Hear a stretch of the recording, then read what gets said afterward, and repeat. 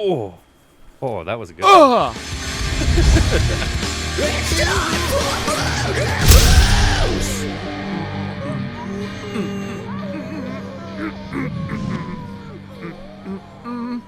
Welcome to Murder Moose Podcast, episode 149, part of the Slashing Cast Podcast Network.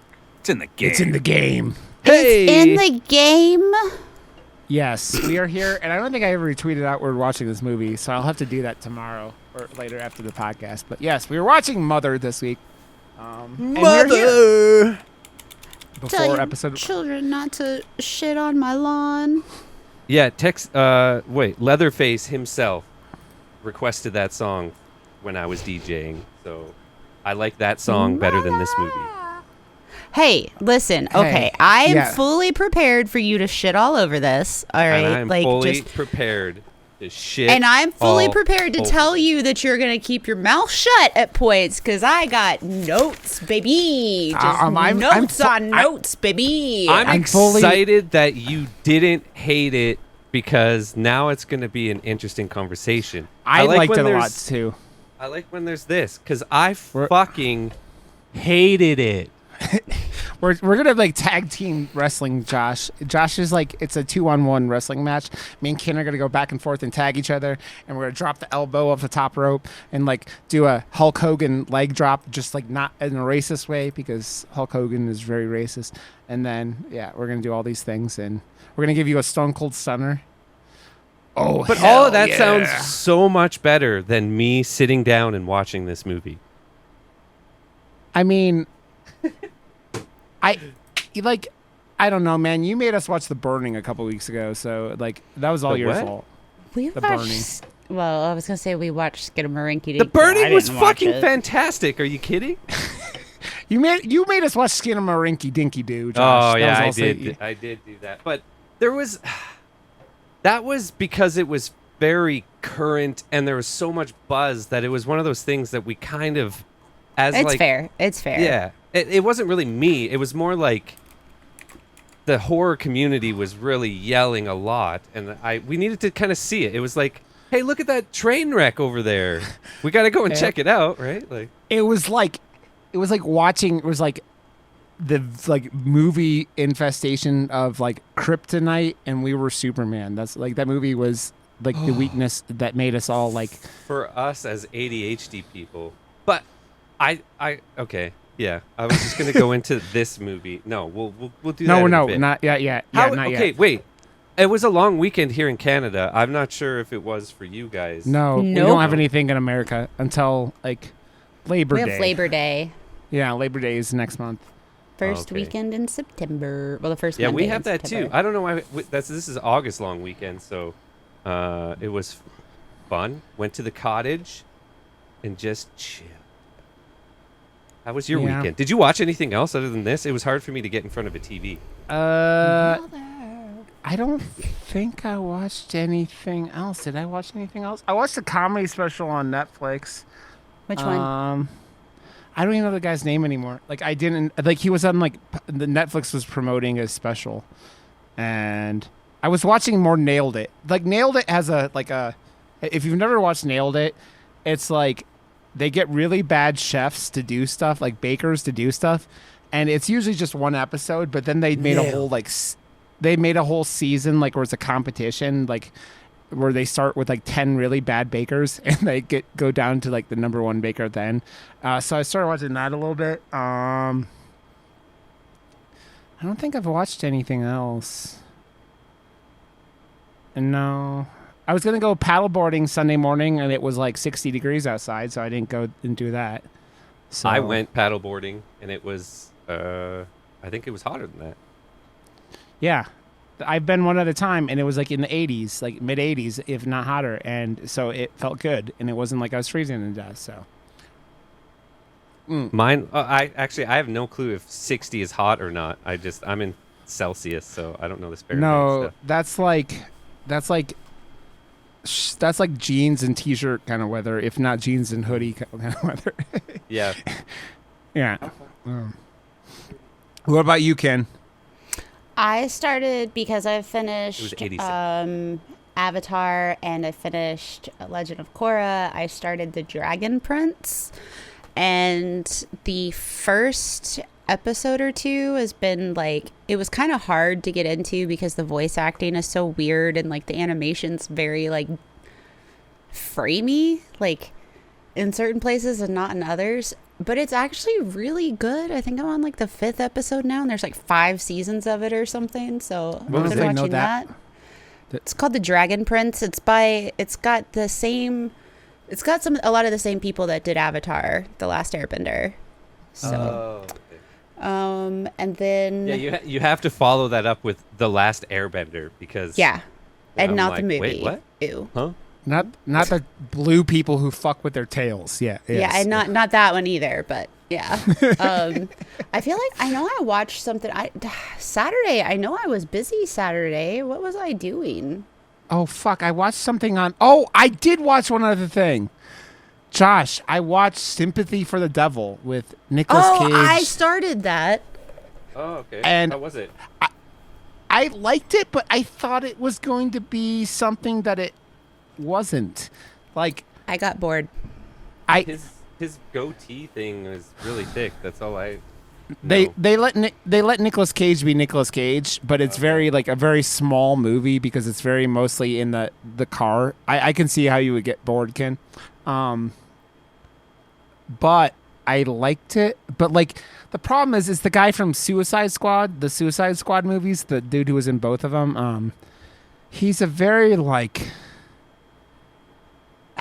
I think calling him an average actor is the best way to put it. He's not like exceptional, and he's never like nothing of Joel Kinnaman or whatever his name is, and Nicolas Cage is out there hamming it up, being. I sort of got it's like Nicolas Cage being Christopher Walken, almost like he's doing a Christopher Walken impersonation the whole movie, and he's got this weird like Hugh Hefner smoking jacket, and he's got like his red hair, and like I don't want to say it because like it's like you guys haven't watched it, but like I thought it was the title of the movie led me to think that something was going to be the case that it wasn't.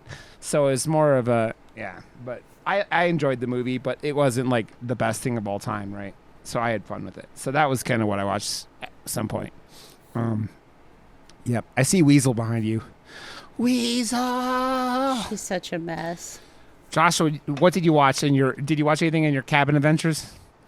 No, it was like family filled. Like my aunt was staying there too, so in the main room there's like the pull out couch thing, whatever. So anyone that can stay was there, so it wasn't about watching anything on the TV.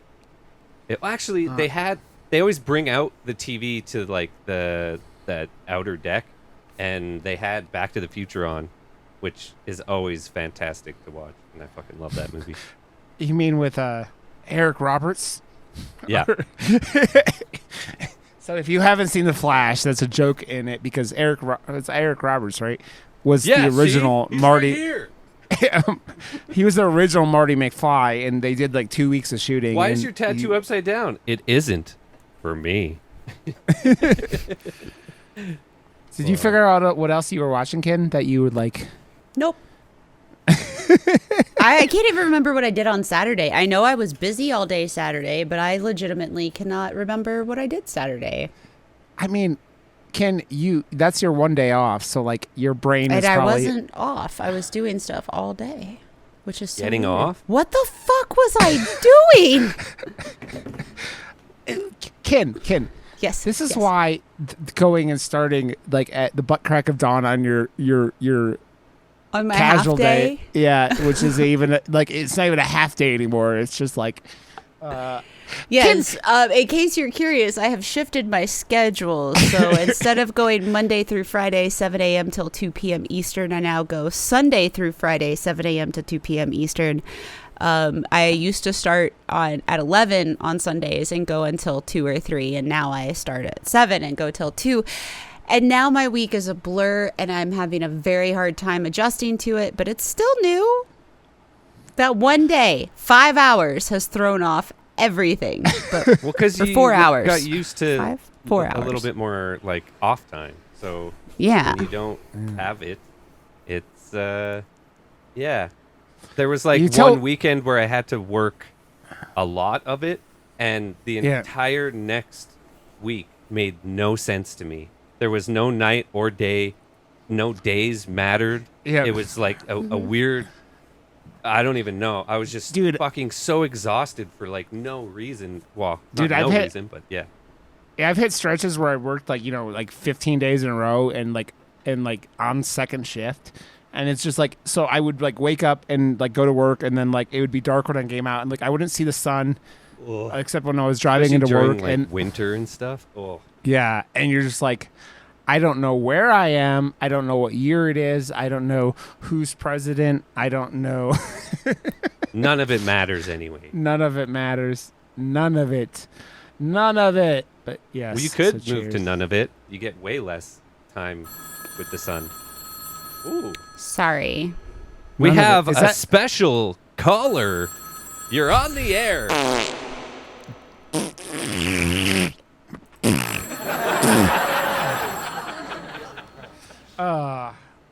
So I have to say, we're doing next week is our episode 150, and I want to watch. I do want to watch Martyrs for it. It's so over. you two get to hop on those panty riders and go along on a movie that I'm sure you both will say this wasn't nearly as bad as I expected. It's the one movie that every single person that I know that loves extreme movies has been like, yeah, don't watch it. Even the people that like extreme movies say don't watch it. No, I think that you it's not that bad. But like the ending of that movie is where, dude, it's very much like it's like Audition, but with it's just hyped way too fucking much.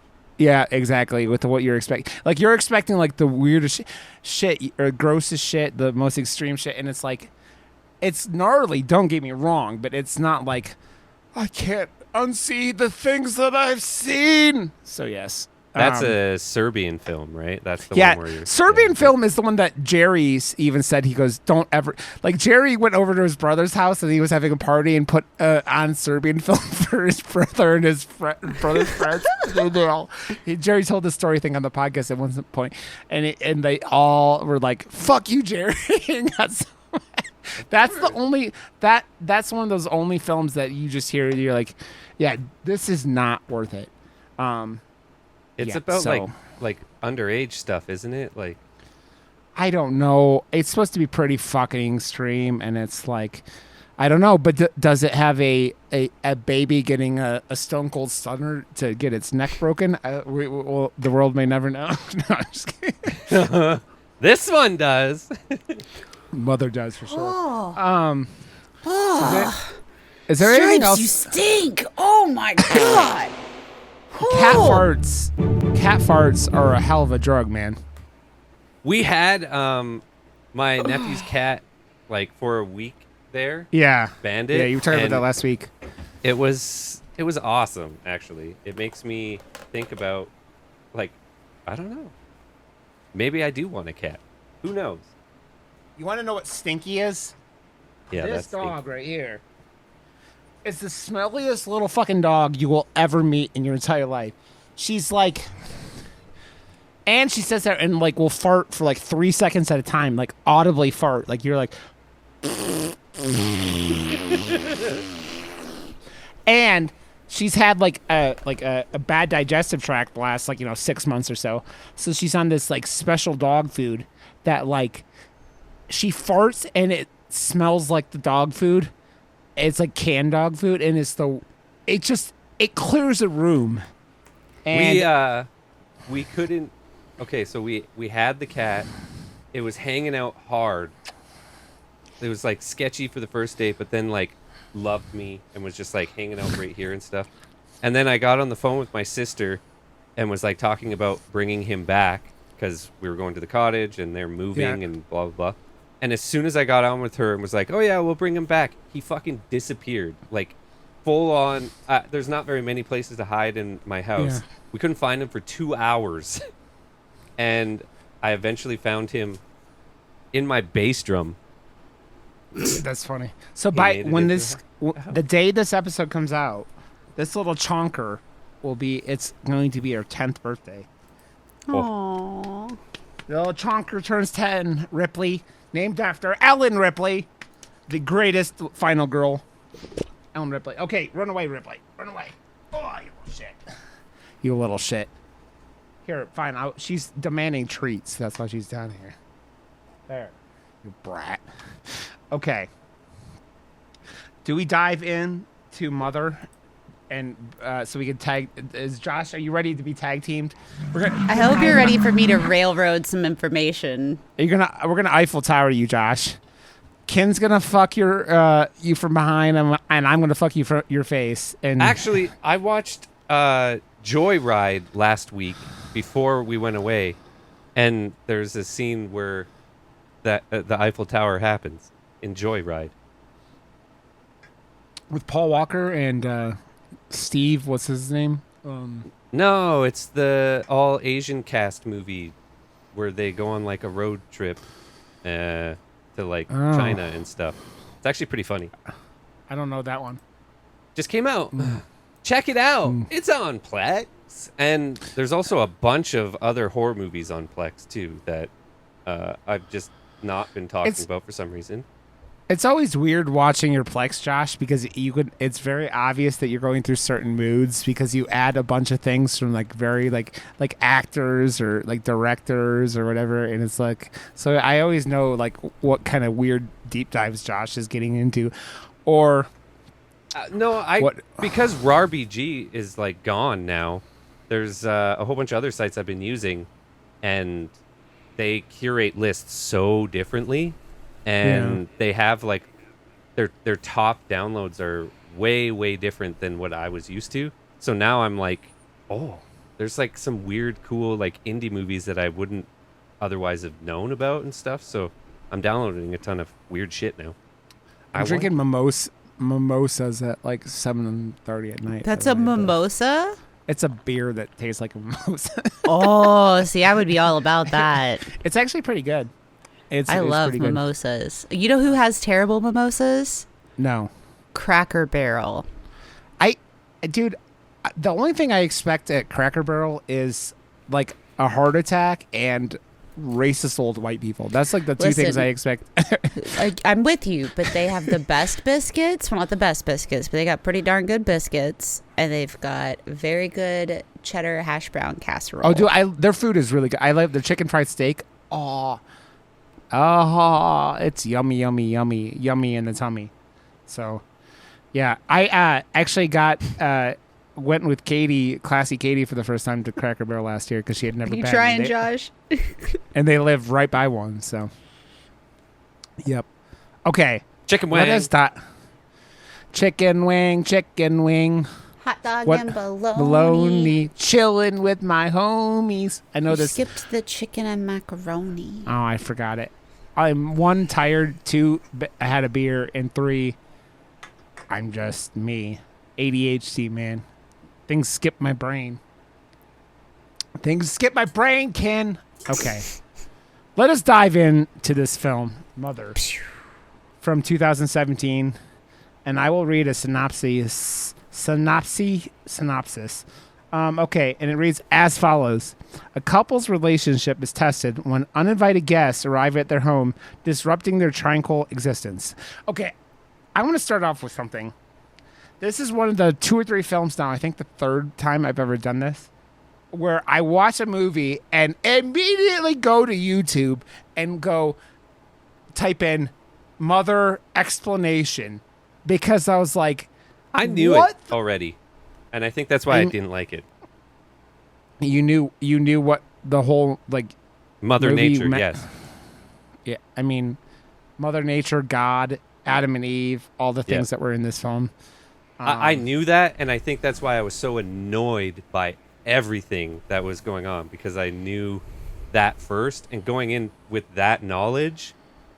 And if I didn't know that, I would have been like, what the fuck is going on? But because I did know that, everything was just annoying instead. And I'm like, fuck.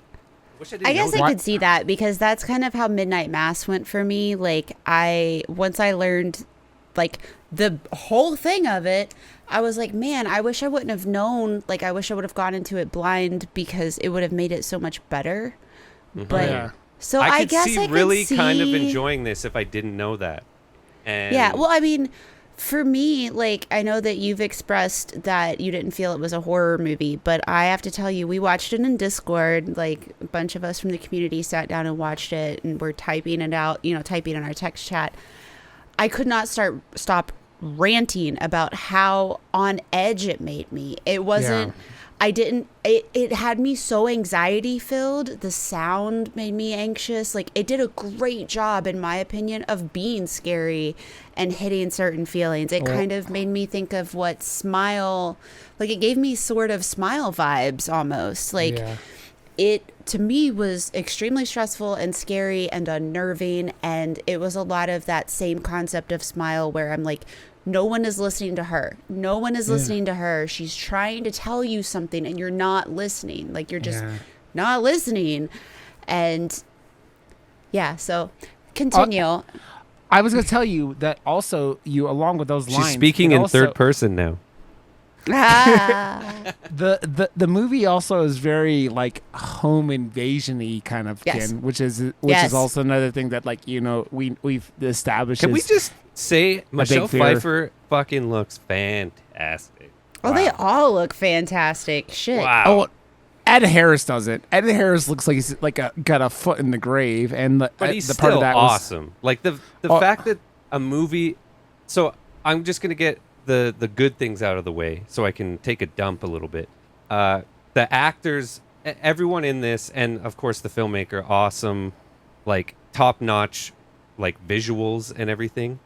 Concept wise, I guess if you don't know and you have to ask the question after, it's a ride. But coming in knowing it's not as much of a ride and more so.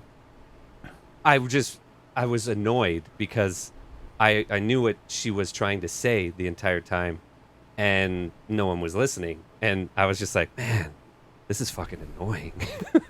Well, why but did you understand know? how that could be scary, right? And how that can be like its own definition of horror. Like, because I mean, we can define horror however we want to, but like, well, from the for me, 3/4 mark on, it was definitely a horror movie for sure. Right. But like for me, even the beginning of it was terrifying. It was unnerving. And it's like Rod was saying, the home invasion aspect, when he just like walked into the house and he's just like, yeah, sure, come on in, have a seat, take it, blah, blah, blah. I was like, dude, what the fuck? Like, get out. Jesus Christ. Like, what the hell? And So I was unnerved, on edge, anxious, freaking out the entire movie. Well, this movie also has that thing where it's like, it's got that weird like kind of surrealist like thing 100%. where like, where it's like you're not like, especially for Jennifer Lawrence, like her character, mother's, it's like nothing in the movie is right. Like when you expect 1 + 1 is supposed to equal 2, and 1 + 1 in this film equals 4. Like nothing is like, so it's that unnerving, like what is going on? Why is it going on? What is happening? Why is this dude not listening? And then the weird, That's the like, movie in a nutshell. I mean, a lot of it, When I saw the first shot of the movie, was like, I have a feeling this is where it ends. And I was right. So I mean, you were kind of right. It's a cycle, man. And it was a bookend movie, and it's not also showing a bookend. It's showing the start and end of the movie. It's not a bookend. It's the gun concept. It's like the Big Bang gun or whatever. It's like the Big Bang Theory, right? It's like it starts with a Big Bang and ends with the next Big Bang. It starts with something that's present that has to, like, it's no reason for it not to be included, and it puts such an emphasis on it that it has to come back around. It's like whatever's gun or something. Yeah, I don't know. I don't know if I know that one, but like it's a loop. It's a time loop. Josh, what are you doing besides being sexy? I'm stretching. He's making fun of me. Also, no, I have not. to say, I'm just kidding. I know. Jennifer Lawrence in that fucking white gown that she's in, like partially through the movie, is just with no. I mean, I know a lot of us have seen Jennifer Lawrence with cum all over her face because her pictures got leaked during the years ago. And I will admit, someone gave them to me, so I saw them. But like, she was in that white gown with like no bra and looking very, very sexy. Also, well, she's just hot, and I love her because she's not like she's. I was thinking about it when I was watching it because she's beautiful, she's sexy, but she's not porcelain. You know what I mean? Like she's not what people would define as like perfect, but to me she's stunning, and I like that she's like got thickness to her. The light coming through. Well, I think it reminds me, Ken, because I know how much you love Brie Larson. Her and Brie Larson are both kind of odd ducks, right? But they're both like young, pretty women who have been like acting for a long time, right? And it's like, you think about it, Jennifer Lawrence, like it was has been doing Hollywood stuff for nearly 20 years, because Winter's Bone was like the mid 2000s, I think that movie came out, where she was like 16. Didn't she win an Oscar for that or get nominated? I think she got nominated as a 16-year-old, and which is fucking nuts. But like, I think one of the weird things with this film that just did throw me off was like the age difference between her and Javier Bardem. Looks like. Also, Javier Bardem is always a creep. Like, I don't know. Is there any movie where he doesn't play a creepazoid? Because I think, like a lot of us, I think the first film I ever saw him in was No Country for Old Men. And then you go back. That was the first? Seriously? I think so. I'll have to go back and look again, but like it's one of the first. Like, and then you go back, and then he's that weird creepazoid like character in the new James Bond movies with like his fucked up teeth and his like melted face and shit like that. And so like, I don't know if I remember a movie or anything where he was not a creepy dude, and obviously, like. This movie has him playing God, basically, and God is like this arrogant asshole who wants like just all he wants is praise, no matter what it means in the long run, which was like the running plot of this film. But like, he's a creep in this film, and he was in Collateral, apparently. Was he? Mm-hmm. Collateral was like. That was that Tom Cruise movie that was kind of like... with Jamie Foxx, which was what I was comparing Sympathy for the Devil to before I saw it. I was like, I think this is like Collateral, but with the devil, which is not an accurate statement. It was what I thought it was going into it, though. So he was in Eat, Pray, Love. I think he was not a creep in that. I've never seen Eat, Pray, Love, so... Julia Roberts. She eats, she prays, and she loves. I've seen Julia Roberts in Ocean's 12, and I've explained my content for that fucking film before. What about Pirates of the Caribbean? Maybe that was the first thing I saw him in. I don't know. Wasn't he one of the bad guys? Yeah, again. His face was like constantly like drifting away. He was like a squid dude, wasn't he? I don't know. No, not a squid. He was like a porcelain face that was constantly like crumbling. There's one good Pirates of the Caribbean movie. The rest of them are just rinse, repeat. With like extended like casts of bad guys for the rest of them. So yeah. It was just so Johnny Depp could be the typecast character. That was really the about the time where Johnny Depp stopped being an actor and started being Johnny Depp in every single film, because it was like, between him and the Tim Burton movies, and then in everything else where he was just Johnny Depp. So yeah. Ken. Yes. I have to say, how much of the religion, like nature versus like God kind of thing, did you know about going in? Because Josh is saying he knew about it, which ruined a lot of it. Did you know, like, I had no idea of that? I didn't know any of it, and that's what I think made it so good for me. And also watching it with people that have like myself, have a lot of religious upbringing. Yeah. For instance, Ralph watched with us, and he was in seminary school for a very long time. Oh, like was he? was going, yeah. So like he has, I know, right? It's wild. So he has a lot of, experience. And then Bitwise was also very, well versed in it. And the more that we talked about it, the more I was like, oh my gosh, this is so good. So not knowing any of what the, I guess, allegory would be for this. Yeah. Like, I had no idea. I went in and at first I was like, man, this is so weird. And like I said, I was so on edge and uncomfortable the whole time. And the sound was so good. Which, Josh, I'm actually kind of surprised that you did not bring up liking the sound. But I know you're more visual than audio. But I... Really? Well, like, I mean, it was so good, though. Like, the sound, they did such a great job. There was a breakdown online that I looked at earlier where they were talking about a particular scene where the sound almost sounds like glaciers cracking and pulling apart. Yeah. And it's roughly about the time that the water breaks from the sink.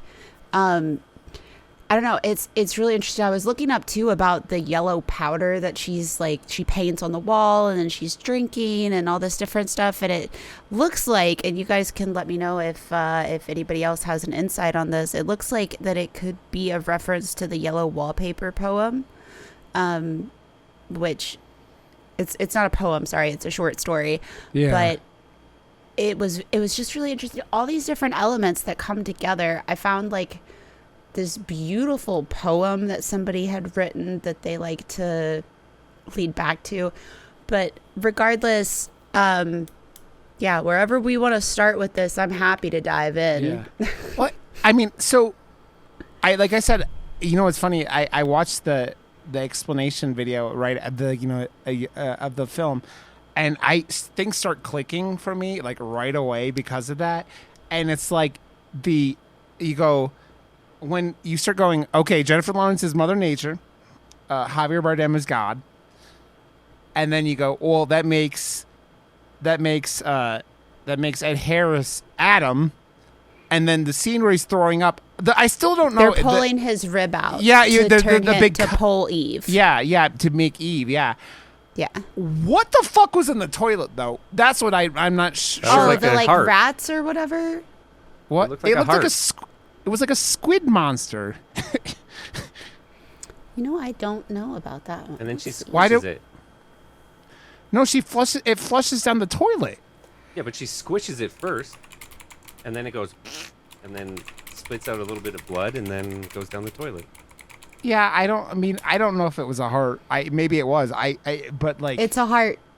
Is it? Yeah, it looked exactly like I have like fake prosthetic hearts for props and stuff, and it looked exactly like one that I literally have. So okay, it looked like it was alive. That's why it was like it was beating or whatever. Like, where the fuck did that heart come from?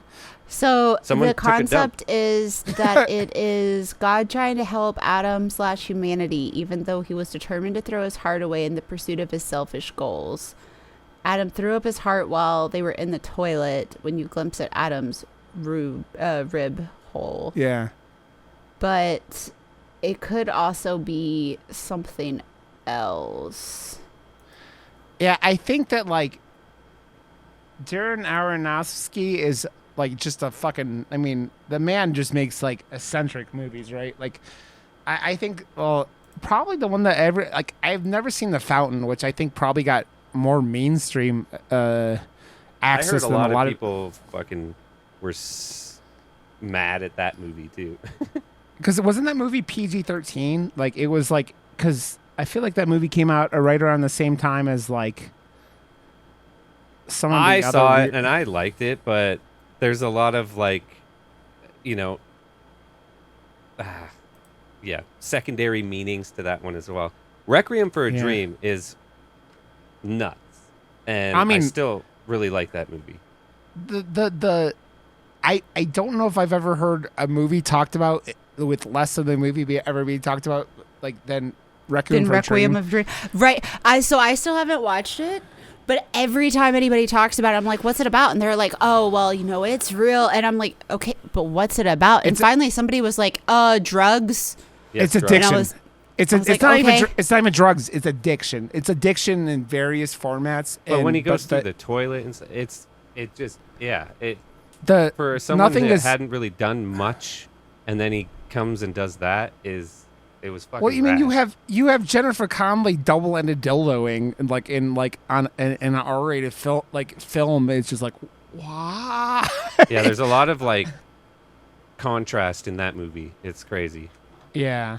I mean, it's got a great cast. Like, that's like Jared Leto when he was at his best, and one of the Wayans brothers. Is it Damon? It wasn't Damon. It was one of the Wayans brothers. What are you talking about? Have you seen Morbius?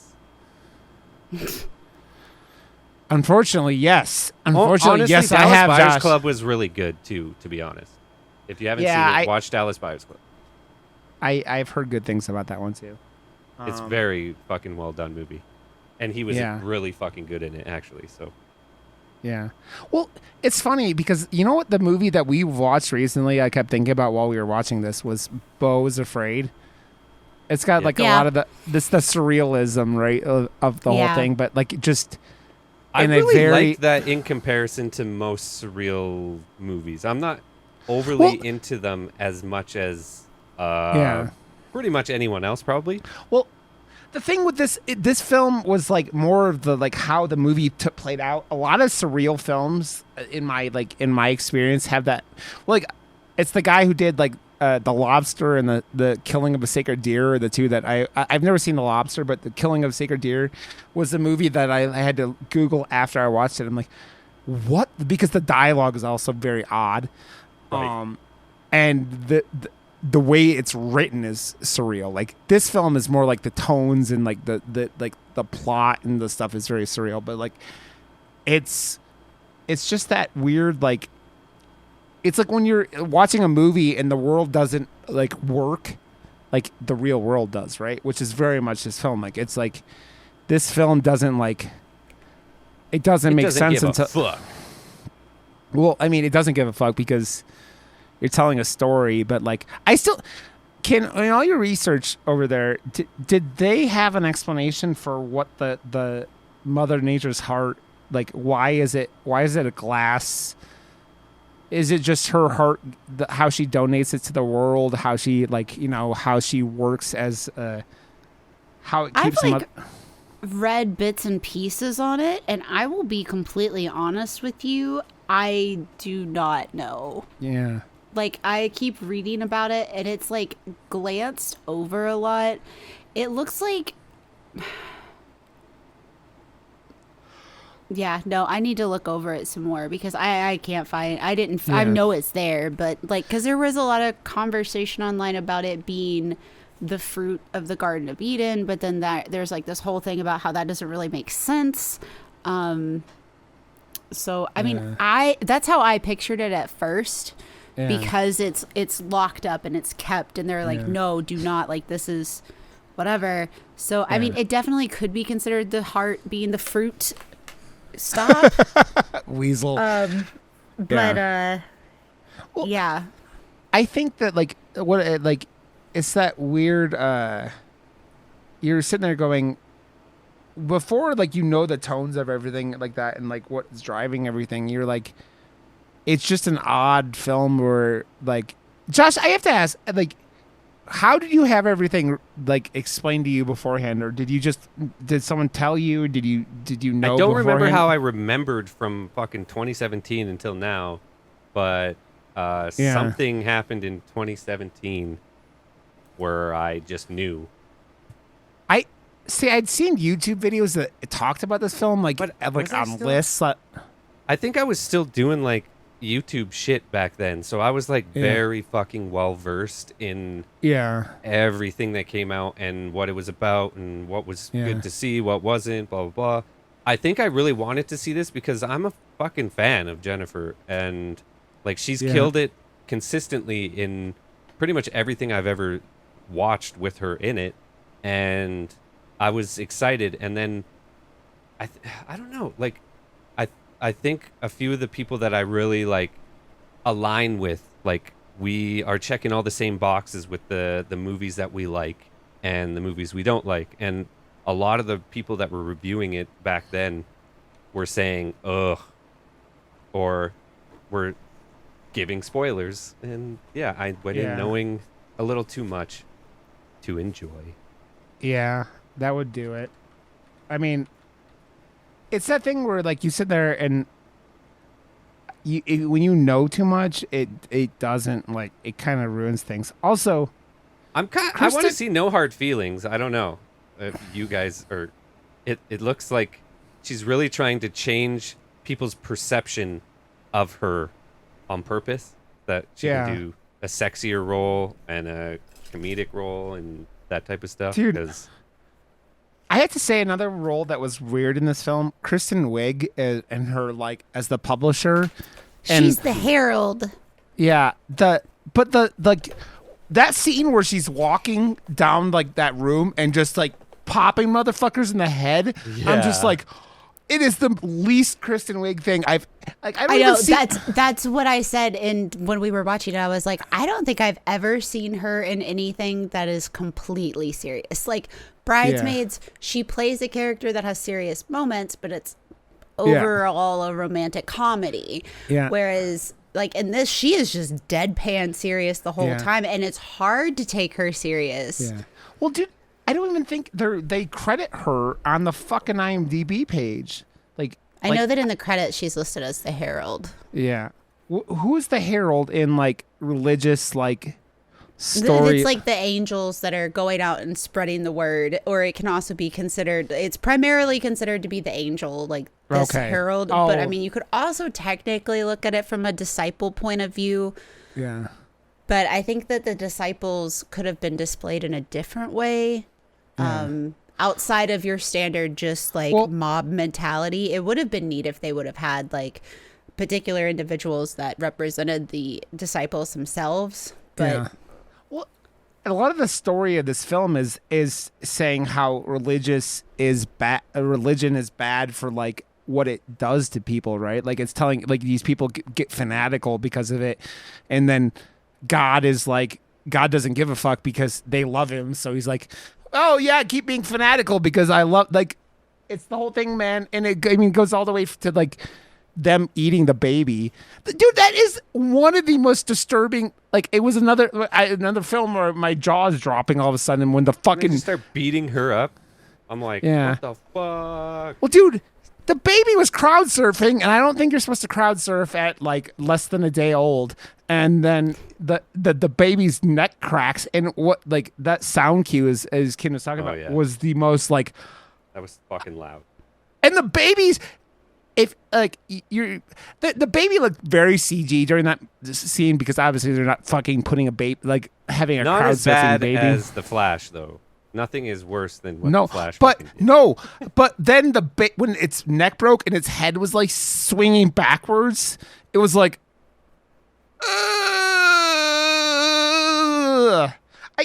I also question like in all your research there, Ken. Was there stuff about like it also kind of seems like they're anti-fascism with like the cops and like the military and the like, but I don't know if that's just like man and what man does because of religion. I think that was just explaining like how quickly humanity can shift in the different ways that it can, especially when like kind of the hands-off approach happens, because during that time period like they both are kind of like she's just running around and he's just off doing God knows what, and you just kind of let these people, you know, create human trafficking situations. Sorry. That door behind you, I just keep thinking someone's gonna come in through it. Don't do this to me, Josh. That would scare I the will shit. shit my pants. There's someone behind you. There's someone in your house. There's someone in your house. Well, time to burn the house down.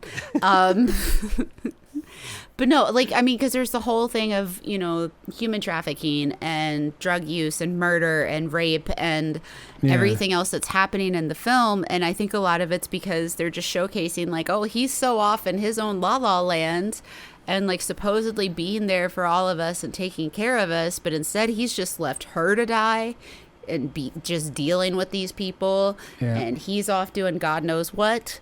And no, God doesn't know what, because he doesn't know what he's doing. So no, he's too busy out fucking around with stuff.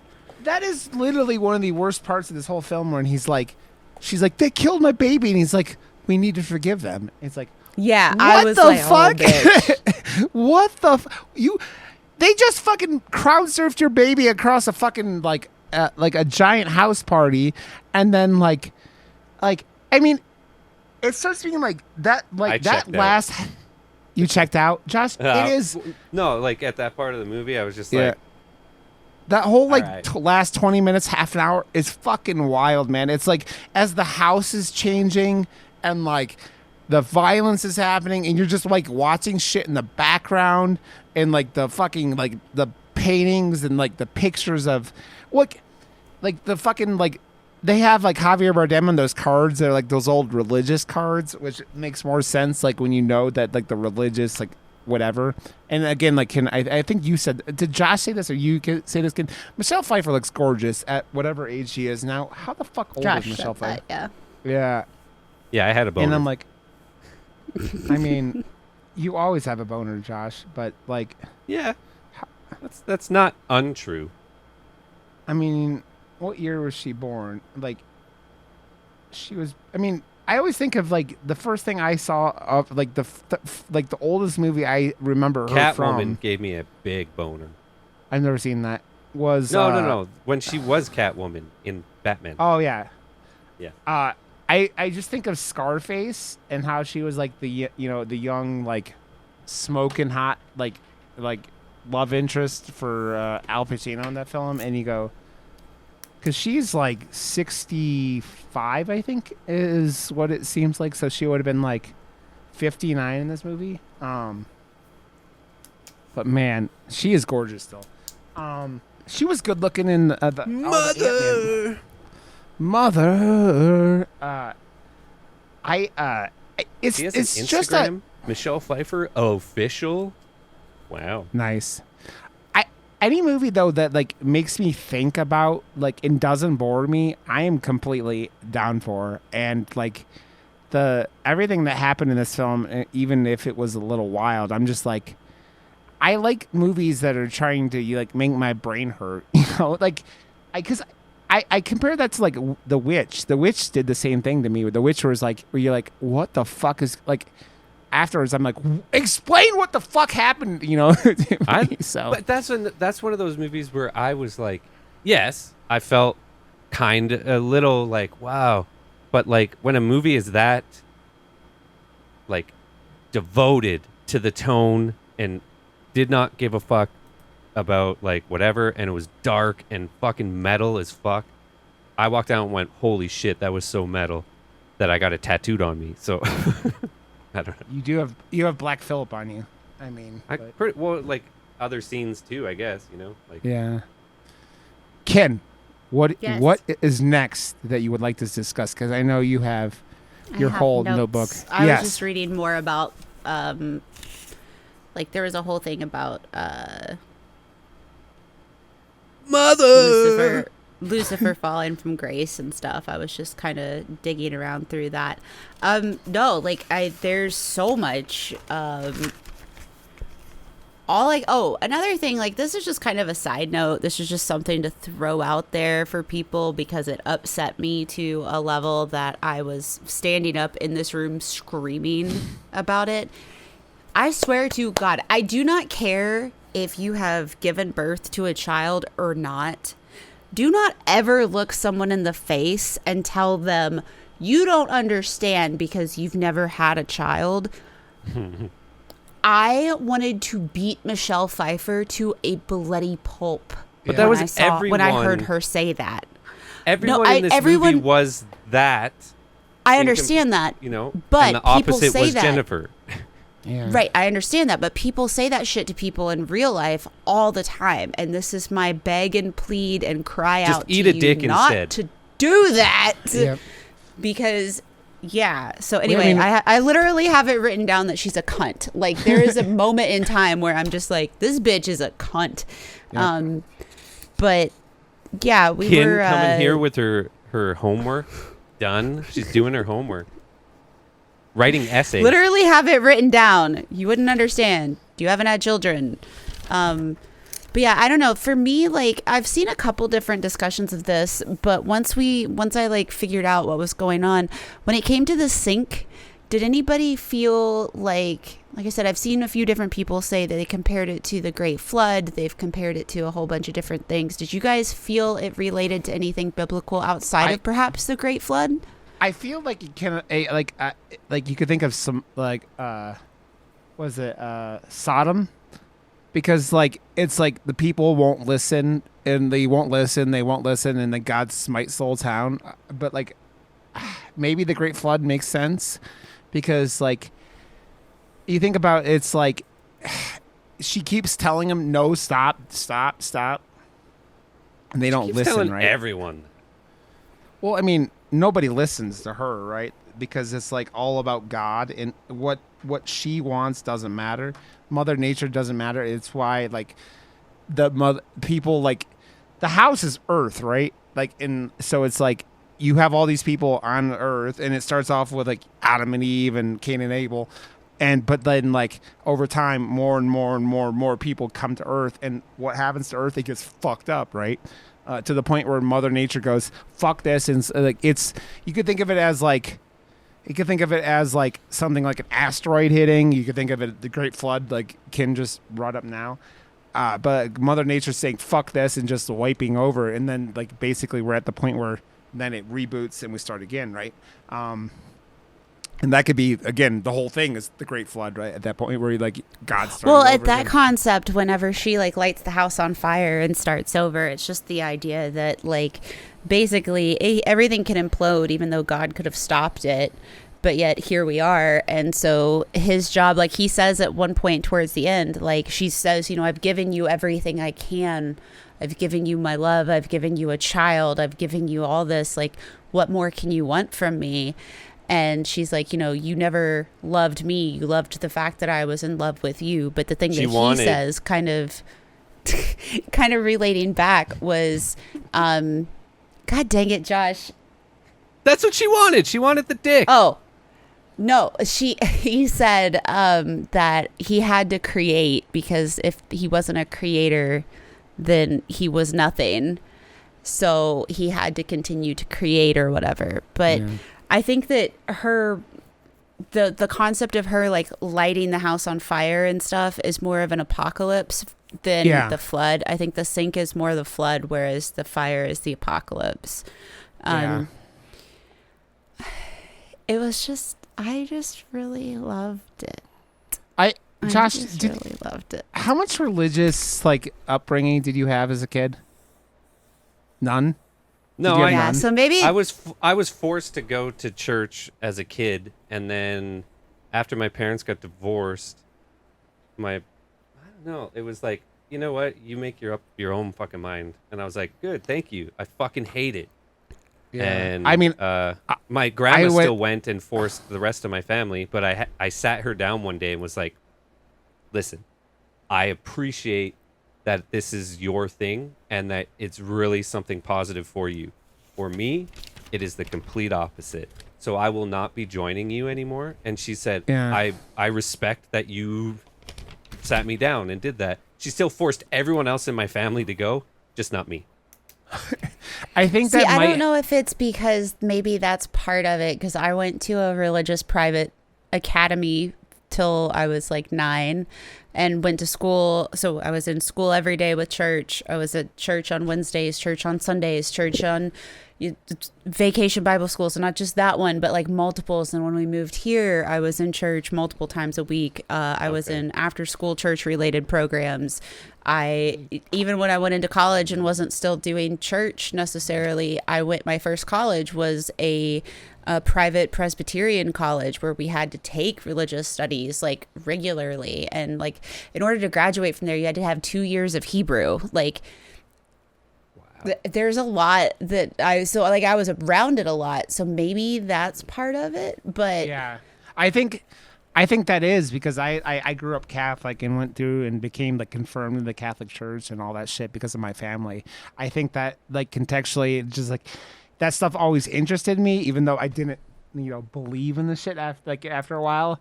But like, yeah, it's that contextual thing of it. Like, like, and the interest is like, that's why I always like when horror does like, when I go to the movie Horror. Dracula, horror, no. Horror.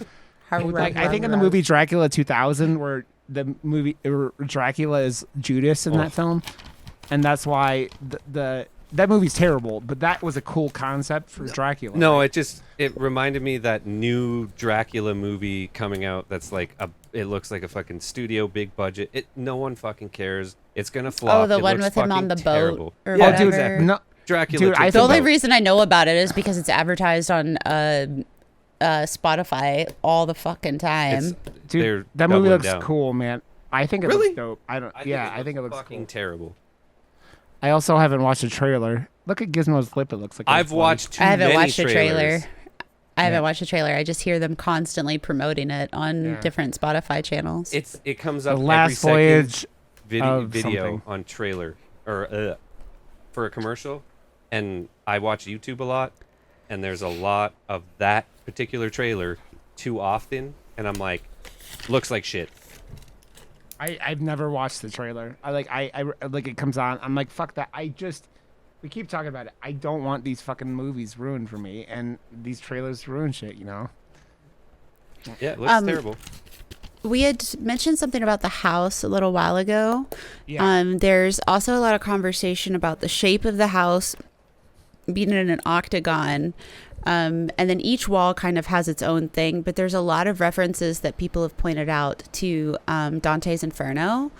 And it's really interesting reading different elements of it. One of the things being that, the bloody hole in the floor, there's so many different things that it can stand for. But at one point, somebody did mention, it relates to one of the circles of hell, and like her looking down in, and because she's never able to leave the house, everybody else can leave the house. They can go for walks, they can go wherever, but she can't leave the house. Yeah. So she's in her own personal version of Dante's Inferno.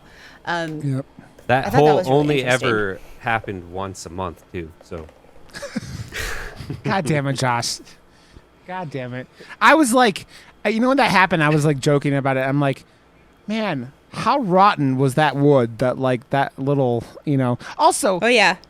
let's commend the creativity of beating someone to death with a door handle. Like, that was the first time I've ever seen that. Well, I think that was also a really great callback to Cain and Abel, because he picks up a stone, right? Yeah. Like it's a large rock, and that knob was very like stone-ish looking. So when he just beats him with it, it was great. I still think it's funny that, like, outside of like Harry Potter, like Daniel Radcliffe, that Domhnall Gleeson has done more things since like the Harry Potter movies than like any other member of that fucking movie. Like, that motherfucker has been in Star Wars and like Ex Machina and all these other things, and I'm just like, that dude is like. And it was another thing. It was like, I could barely tell it was him because he's only in it like for a couple scenes, but like, yeah, I did. I think I was like, man, once like you start knowing the undertones of what the story is trying to tell, like, and you're putting characters together, and you're like, oh, he's Abel and he's Cain and all that stuff. You're like, damn, this movie is wild. Can you talk about, like, it's one of those films that like you can like deep dive, and like it seems like there's a 6 years later and people discuss this film like a regular time, like on the internet. There's right? a Reddit thread where the original post was 4 years ago, Yeah. and people will occasionally go back to it to ask questions. It's about the yellow powder, Yeah. and somebody's like, okay, I get it. Like, we all are still watching this movie for the first time, but this post is 4 years old. You're making me anxious. Stop it. Because like there's like posts from like 3 months or 6 months or a year or whatever that they're responding to it, and they're like, okay, move on. Yeah, that yellow powder is one of those things that like they did that weird thing where he has that like really like old looking medicine label, and then like that you can't read. So it's like, what the fuck is she putting in? Because whatever it is, she stops doing it. Like, is it for her fertility? And then you said it's the same shit she put in the fucking paint that made Yeah. like There's conversation that it can be sunlight and sunshine, because it's life-giving as well. Because like initially she puts gray on the wall, and then she adds the powder to the paint and paints that. Yeah. She's ingesting it a lot, so there's conversation again that it could be that. There's also somebody who even went as far as to say that it could be poppies, that like it's a drug-related thing, which I always thought poppies were red, but I don't know. I don't know anything. But the idea of it being the yellow wallpaper part, I think, is pretty interesting. And apparently the director would not tell anybody, but based on some things that he did say, the general consensus is that it has to do with the yellow wallpaper story. Man, that fucking color she's putting on the wall looked like baby shit. I was like, this color is terrible. Why are you painting? Also, now, I do kind of want to know, speaking of painting, I do kind of want to know, and I'm sure that it's in my face and I'm just too blind to it at the moment, but do you know in the scene when everybody's in the house and they're like trying to paint the ceiling and paint the walls and stuff for her, and she gets really upset? Yeah. What do you think that is standing for? I think that probably that might be like what mankind has done, like buildings and like even things like you could think of like Mount Rushmore. We've like changed what Mother Nature does. Like we cut trees down. That's a good point. Yeah. We do all those things, and that like then these people come in and they're just like, oh yeah, we're gonna do this and fuck up what Mother Nature, aka Mother, had set up, and like just changing it and doing everything like that. And Josh is more bored than he's ever been bored on this podcast. I'm sorry, Josh. Josh. What? It's okay. We love you, Josh. It's okay. We're just giving you shit. Yeah, there's like, I think you could analyze almost every scene in this movie like to some point, and the sheer amount of analyzation that's going on with this movie. Like, I mean, to tiny details. Analyzation. Anal. But it also gives me that like whole concept of, you know, when I was in school and I was taking a lot of literature classes, and it was a lot of like, oh, what does the writer represent with this? But then the writer would follow up and be like, I didn't mean shit. Like it's a circle. It's not a hole into a galaxy within the human mind, soul, spirit. It's a circle. You're not going to explain and do a whole bunch of exposition and all that stuff and actually let it have that air to breathe and just be like, this is the art, we had our intentions, but we're not gonna fucking spell it out for you. You allow an audience to have conversations about the movie for this long. Exactly. It becomes something that it probably was never intended to be, and that makes it even more art. And I can appreciate it for the fact that it's Aronofsky. He knows what the fuck he's doing when it comes to making an artistic thing, but because I knew somewhat, it didn't feel artsy enough to me. Well, it still felt artsy. It just I don't know.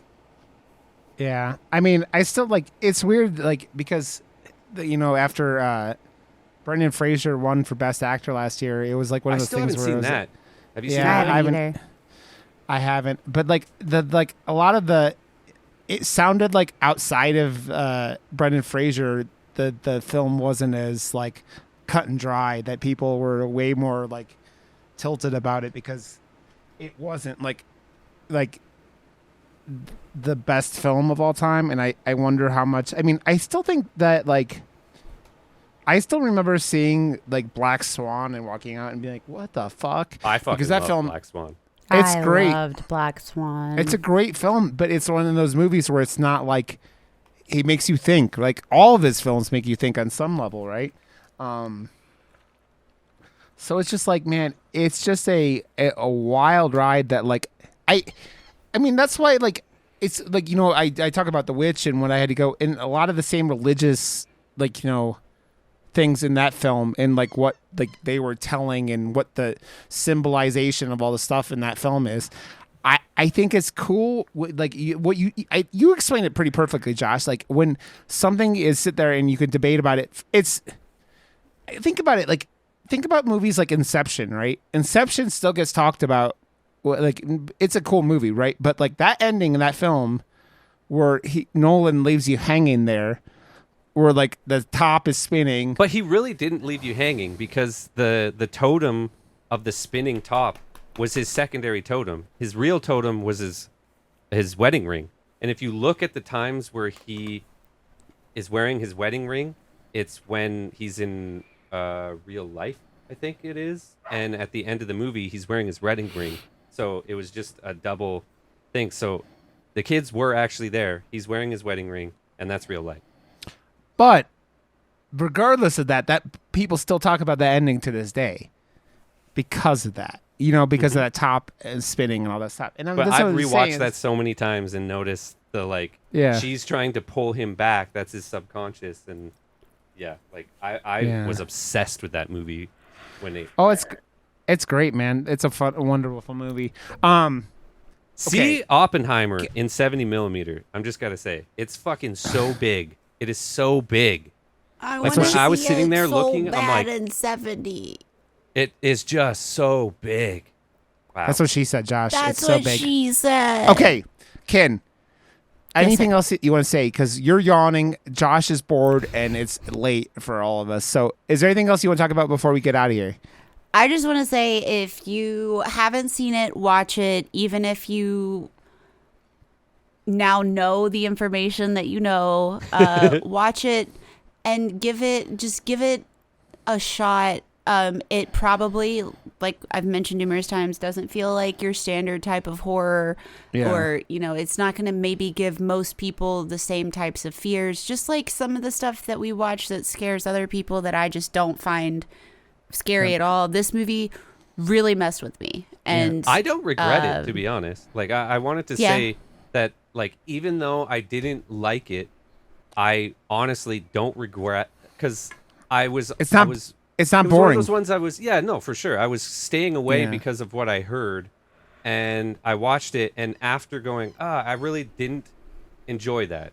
But I also don't regret watching it, because there were parts that were like insanely well done that I haven't seen something like that before, and there's enough, like, you know, to this that it's a meal regardless.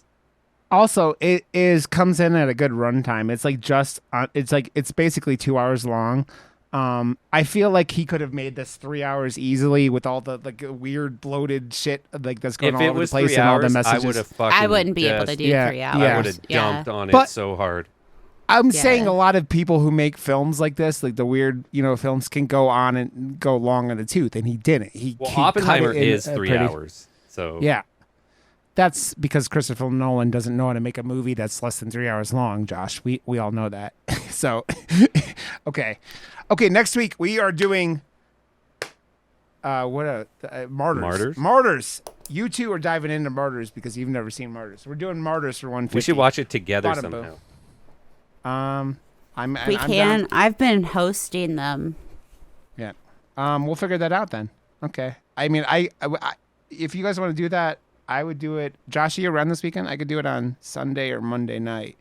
Or Monday. We're going to record on Monday. So Sunday? Actually, I'm at the cottage again this weekend. God damn it, Josh! Fine, hey, we could do it. It's the summer, man. It's actually Halloween at the cottage this weekend because they're not open in October for it. So they do a Halloween in August, and it's a blast. Okay, do you want to watch it Monday, like at like 4:30 our time, Josh? That would be too hard. Okay, then we won't be able to do it then. Yeah. Okay. We'll figure it out for a future one. Okay, cool. Yes, so Martyrs for episode 150. Bum bum. Maybe I'll just watch it with you, kid. And whatnot. Okay, so go to murdermoose.com. Go to search for Murder Moose Podcast on Twitter, on YouTube. Murder Moose Pod on Twitter. You can find us there. Go to joshwrb.com. joshwrb was it WRB production design or wait. .co or .co. It's a company, guys. Kintinue.com, stdmotel.com, stdhotel.com. Look what she can do. I can't do that.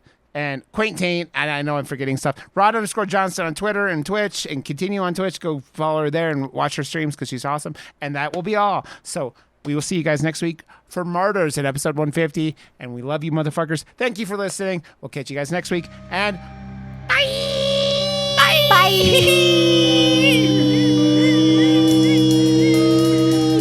Fuck that hard. Fuck it.